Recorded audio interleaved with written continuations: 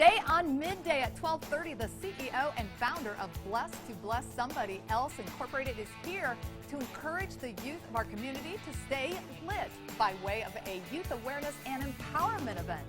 Plus, resident chef Allison Davis is keeping it healthy in the kitchen today. She's cooking up a vegan dish and it looks amazing. Yum. This is Midday at 12:30.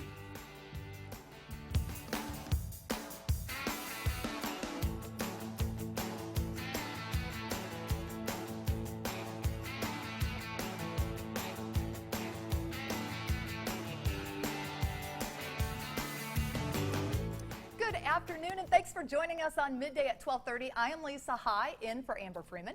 And I'm Adam Banks.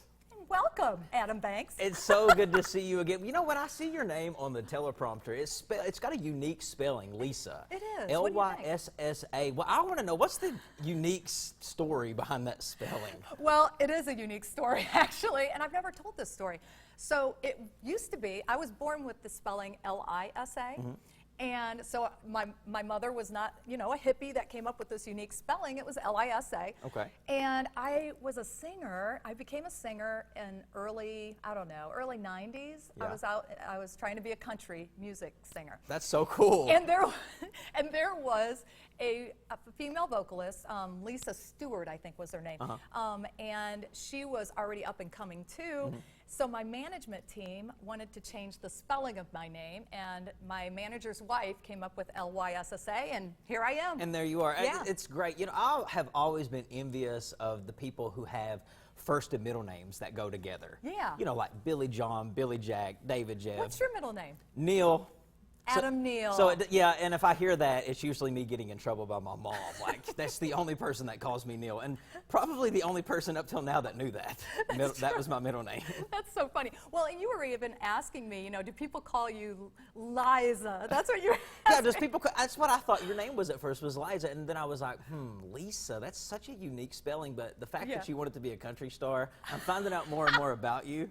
That's great. Crazy. You're never such an know. interesting person. You never, ever know, I'm telling you. So how was your night last night? My night was pretty good. It was Monday, and today is my first official day of going back to school for myself. I know we talked about that yesterday. Yeah. I got my first class, so students, you better be there when I arrive to class. Now, you're not depressed, are you? Because we talked about the depression that comes along with that, too.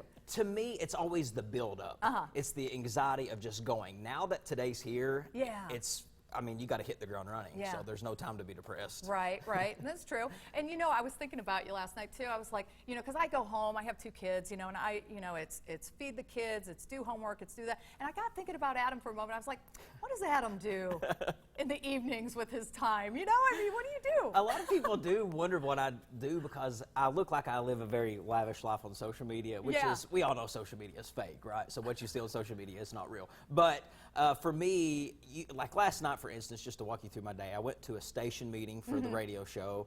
Just watched Monday Night Raw, WWF. There we go. And that's about it. That's pretty much the exciting life of Adam Banks. Okay, well, I'm going to try to add some more excitement to your life because get this, we're going to go right to our first topic. Cool. People are texting complete strangers by messaging phone numbers that are identical to theirs except for the last digit, which is one greater or one less. The sender calls the recipient their number neighbor or text door neighbor.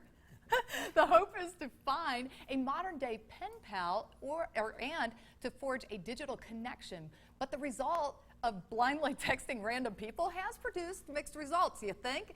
At least according to the screenshots of recent text message exchanges posted on Twitter as part of the Number Neighbor Challenge or with the hashtag #NumberNeighbor. Okay, Adam.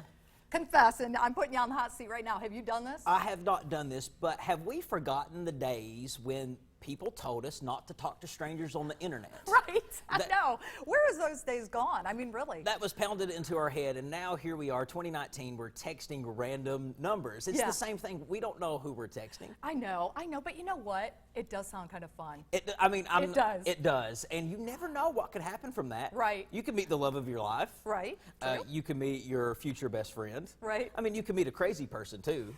So, I mean, the possibilities are endless with that. Well, I feel like I feel like Facebook and Instagram, you pretty much can meet the crazy, online folks through that. Yeah. I just wonder what happened to the good old days of just walking up and introducing yourself to somebody. Is that crazy or what? No, I do understand what you're saying, but yeah, so apparently you're supposed to text the number right beside your phone number, and you don't know who it's going to get back. I've seen some funny reactions online.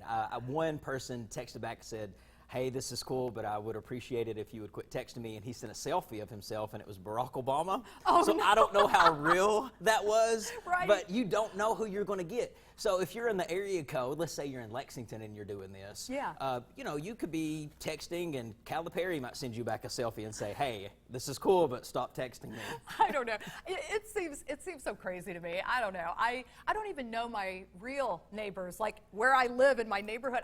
I still haven't officially met them yet. It's been, what, 6 months, something like that? I've been living in this new home, so that's really sad. I need to actually meet my next door neighbors, you know? You do. You know, the solution to that is to do more front porch sitting. Ah, you know what? I like that. I like that idea a lot.